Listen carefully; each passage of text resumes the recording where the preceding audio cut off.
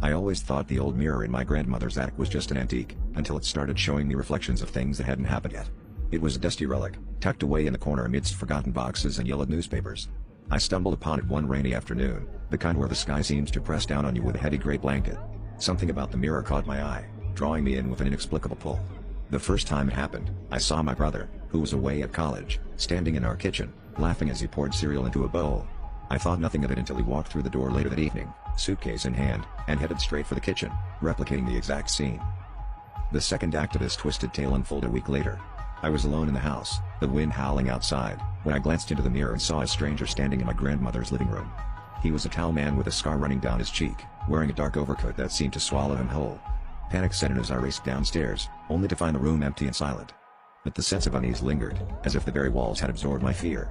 The following day, my grandmother mentioned a repairman coming over, describing him in eerie detail that matched the man from the mirror. My heart pounded as I realized the mirror wasn't just showing me the future, it was warning me. Desperate for answers, I spent hours researching the mirror's origins, eventually uncovering a chilling history. It was crafted by a reclusive artisan rumored to have dabbled in dark arts, each piece cursed to trap glimpses of fate. They said these mirrors were scattered across the world, each holding the power to warp time's fabric in ways that no human should witness.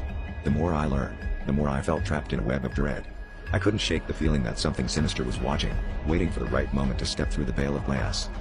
The climax hit when I saw my own reflection, bloodied and terrified, standing in the middle of the street, headlights bearing down on me.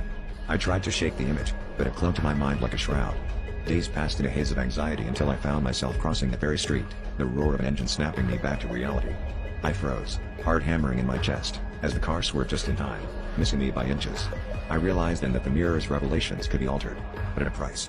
I smashed it to pieces, shards scattering across the attic, each one reflecting endless possibilities. As I turned to leave, I couldn't help but feel the eyes of something ancient and relentless watching me through the shattered fragments.